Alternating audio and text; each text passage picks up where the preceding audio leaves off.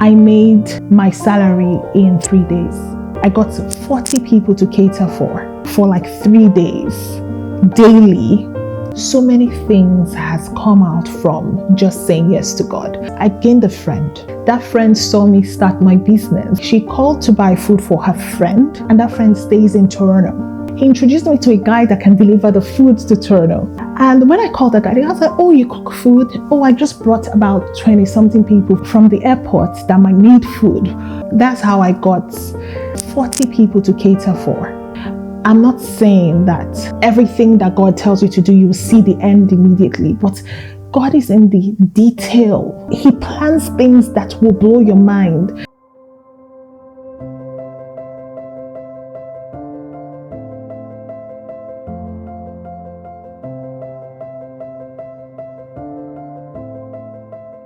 There was a time I really felt stretched by the Lord. I felt stretched on every side. You know, this thing called surrender, it's new to me. This journey I'm on to surrender and to leave everything and drop everything and just follow the path of God. Like every single thing is new to me. And I remember at the end of last year, God told me to join a program in church. It's called the Freedom Session. Sincerely, guys, I didn't want to join anything, but I knew I needed healing, and the Lord told me, and this was a healing process for me. And you know how dirty healing can be. Like, you are pouring out, you're seeing yourself clearly, you're seeing those that have hurt you, you're learning your role you played in the hurts that you're going through, the role you played in hurting other people. So this was really an excavation and was stressful. While I was doing that, the Holy Spirit asked me to join a Bible study of an amazing teacher, Esther Ide. And I joined the Bible study. This Bible study was in Nigeria, so they were going to talk about the Bible and with assignments and everything. And I joined this Bible study. So I was doing all of that. There were a few other things the Lord had told me to do. Also, I had just moved. And I was alone with my kids. My husband was not in town. So it was a whole lot happening at the same time. And I was getting tired. These classes spanned from the end of the previous year to the beginning of the year. And one of them was 14 weeks and the other one was like 4 months. I've forgotten. And I was burnt out. I called my husband one day and I said, I cannot wait for this to be over.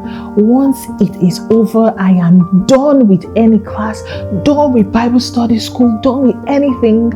I just want to sit with Jesus, which sounds right? Like, I just want to sit with Jesus. I just want to have time with him. I want to have my evenings with the Lord, spending time with him and all of that. And my husband's like, yeah, he sees it, he hears me and all of that. One day while I was driving back from the office, I was driving, I was just basking in the love of God. And next thing I just heard, it's time to attend this other class. The Lord told me the name of the class to attend. It's from one of my amazing Bible teachers. And sincerely, I wasn't going to do it. The way I looked, I was like, what? Nah, I'm not doing it. I am not doing any class right now. And the Lord said, it's time to attend. I think he repeated it one more time. So it's time to attend this class. I felt really sad. Like, can't you see me? I'm tired. I'm burnt out. I just need a break. When I got home, because I already was on this journey to surrender, I got home and I knew I had to do it. So I told God that I don't even have the money. This thing was going to cost close to $3,000 US. I said, I don't even have the money. The only money I have is what I have been saving that you told me. You told me I should do Journey to Surrender podcast. So I've been saving to get someone to come shoot me that podcast. So I don't even have the money.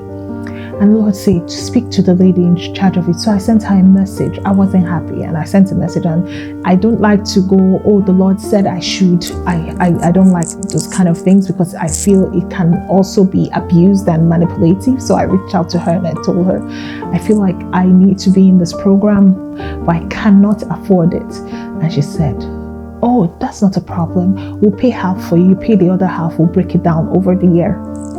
I said, okay. I had to tell my husband. That was the next person I had to tell. So I called my husband and I told him that this is what I feel the Lord is telling me to do in this season. And I was like, well, I don't know. I don't think that you should do it. So I think you need to rest. You've been doing a lot and all of that. But if you think that the Lord is really saying this to you, I'm not going to stand in the Lord's way. And while he was speaking, I was just crying because I really did not want to do it. But I had to do it because it's my father, right? It's God. So I started the program, the first day of the program. As soon as the program started, when they put us in the breakout session, I cried. I was just crying how tired I am and overwhelmed, and I don't want to be here. Coincidentally, the lady they put me in a class with, she has now become my friend. And then we now pray together. She's like my prayer partner. We pray together regularly every other day. And so many things has come out from just saying yes to God. When God told me to do that, I did it grudgingly, angry and everything. And one day while I was in my room, the Lord told me, this is not the attitude to surrender. And I'm like, I'm doing the thing you have said I should do. Please, they should not tell me how my face should be or how my face shouldn't be. And he said, this is not the attitude to surrender. I want to teach you the attitude to surrender. I want you to come and you drop it. You do, when I ask you to do something, do it with joy in your heart, knowing that I am there for you and I'm asking you to do it. And I realized that I was putting on the wrong attitude, and I asked for forgiveness and I started doing the classes. Still, I was hurt. I was hurt and I was overwhelmed. And I just want to say a few things that have happened from that class. I gained a friend that I started praying with. That friend saw me start my business. I started my food business, and she called. She doesn't stay here. She stays in England. She called to buy food for her friend, right? I just want to show you how God works, because God is in the details. God is in the detail. So she told me she called to buy food for her friend, and that friend started ordering food from me and has been my highest paid customer. Like she orders like 10 meals. That friend has been buying food from me and loves my food, and that friend stays in Toronto. The time her friend asked me to deliver the food to Toronto, I called the guy and I'm like, hey, please, do you know anybody that can deliver food to Toronto? He introduced me to a guy that can deliver the food to Toronto. I'm going somewhere with this. Hold on. And when I called the guy, I was like, oh, you cook food? Oh, I just brought about 20-something people from the airport that might need food. Would you be able to do it? I was like, yeah, sure. Guys, that's how I got 40 people to cater for. And for like 3 days, daily, I made my salary in 3 days. I'm not saying that everything that God tells you to do, you will see the end immediately, but God is in the detail, is in the little things. He plans things that will blow your mind. I'm not saying this is the reason why I attended that program, because that program healed me. It made me a better person. I was rebuilt, and so many things I am still basking from in that program. But the fact that God just showed me this little detail, this little line, that girl that introduced me to a girl, and I needed to drop that girl's food, that introduced me to a guy, and then I had to cater for people. Coincidentally, I was on leave, so I could do all the catering, and I started having customers every day. It was mind-blowing. Look,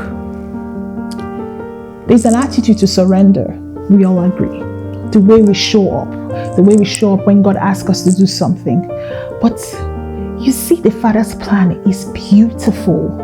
It's so beautiful that it may not look, you may not be happy with it. It may not make sense to you. But God directs our path, and He has ordered our steps, and He has so many things in plan. He has a beautiful intention for you. So I don't know what God is calling you to do. I don't know what He's saying to you, and you're overwhelmed, you're tired, and you're like, can't you see me? And you're in that place where you are saying, I will show up, but I'm not happy. You're like that young teenager that they say, go clean the living room, and next thing they are frowning, they're angry, they're throwing things around. God has a beautiful, beautiful plan for you. Surrender is not about losing control. It's about trusting the one who already knows the end from the beginning. And remember, God is in detail. I pray that God teach us the true attitude of surrender. And I pray that we are not reluctant to say yes to Him. Thank you so much for joining on this episode. I hope this episode has made you feel less alone as you embrace your journey of letting go and trusting God. So feel free to like, share, and comment on this episode. And see you soon on our next episode. Bye.